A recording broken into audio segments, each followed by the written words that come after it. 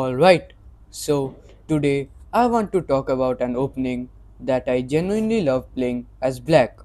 Not because it's trendy, not because some engine told me it's plus zero point 0.1, but because it actually gives you a fight. This is the King's Indian Defense, and specifically, we are looking at the main line, the classical variation. So, grab a board if you've got one, follow along, and let's get into it. Welcome to the ultimate arena. This is Shreyansh Chess, where legends are born. Master your game today. White starts with pawn to d4. Totally normal, grabs the center, nothing surprising yet. Black replies, knight f6. This is move 1 for us as black, and already you can see the idea. We are not putting a pawn in the center yet. We are just developing a piece and eyeing that e4 square.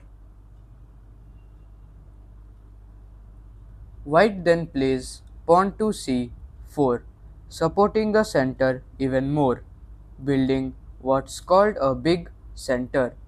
Two pawns sitting pretty on d4 and c4. And here's where the King's Indian really announces itself. Black plays pawn to g6. Now, if you are new to this, that move probably looks passive. Why would you move a pawn on the side instead of fighting in the center right away? Here's the idea. I want you to really get this because it's the main idea of whole opening. We are not trying to stop White's center. We are letting him have it. Our plan is to fianchetto the bishop, meaning we tuck it onto the long diagonal, and that bishop is going to stare straight down as White's center from a safe distance. And later on, it's going to help us blow the whole thing up.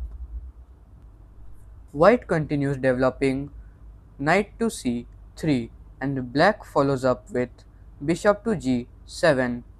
Look at that diagonal. From g7, the bishop can see all the way to a1 if the diagonal ever opens. That's the long term plan, but for now, it's just sitting there, patient, waiting. So far, we have got white with two central pawns and a knight out, black with a fianchettoed bishop and a knight on f6. Already two completely different philosophies on the board. White wants space, black wants to undermine that space later. This is what makes the King's Indian so fun to play. You are not matching your opponent move for move, you are playing a totally different kind of game. White plays pawn to e4. Now, white has three pawns in the center, c4, d4 and e4, an absolute wall. If you showed this position to a beginner, they would probably think white is just winning already. But black has a very calm response. Pawn to d6. This supports a future e5 idea and also solidifies things. We are not panicking. We are building our own structure quietly. Now, here's where it gets interesting because white has choices, and the choice white makes here basically decides what kind of King's Indian we are going to get. The most respected, the one we are covering today, is the flexible developing move knight f3. This doesn't commit to anything specific yet. White isn't rushing to grab more space, isn't playing aggressively with f3 or anything sharp like that. He's just developing soundly.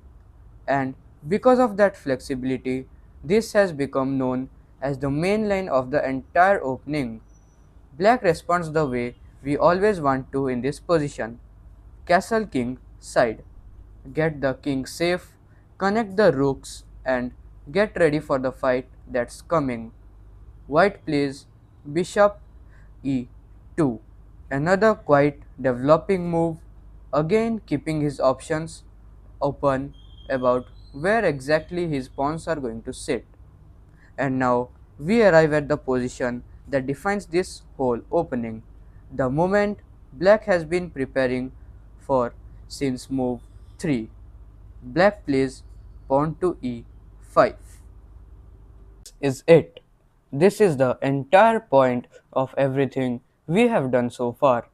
We let white build that huge pawn center, we developed quietly behind the scenes, and now we strike right at the base of it. This pawn push challenges d4 directly.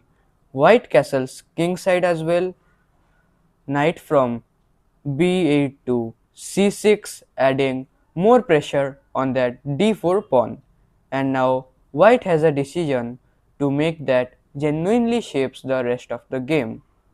The most ambitious option and the one that leads to the sharpest, most fighting positions is pawn to d5. White pushes past, closes the center, and gains a ton of space. Now, this might look great for white on the surface. More space looks comfortable. But chess isn't just about who has more space, it's about what you can do with it. Black retreats the knight to e7, and this is where the real character of the position shows itself. What we have got now is one of the most famous structures in all of chess. White has a big space advantage in the center and is going to look to expand on the queen side, usually pushing pawn to c5 at some point, trying to open lines there and create threats against black's king from that side. Black meanwhile has the exact opposite plan. We are going to throw everything we have got at the king's side. The standard plan from here is to reroute pieces. Sometimes knight to h7, sometimes pieces get shuffled to make room. And the big idea, the pawn break we are all dreaming about is pawn to f5. That's the move that rips this position open. It attacks white's e4 pawn, it opens lines toward white king, and it goes well for black. It can lead to some of the most thrilling attacking chess you will ever play. So, now you understand the entire philosophy of this position. White is racing on the queen side with moves like pawn to c5, trying to crack open lines before black gets anything going. Black is racing on the king side with the f5 break, trying to generate an attack on the white king before white's queen side play becomes dangerous. This is why the King's Indian has this reputation. It's not a drawish opening where both sides shuffle around.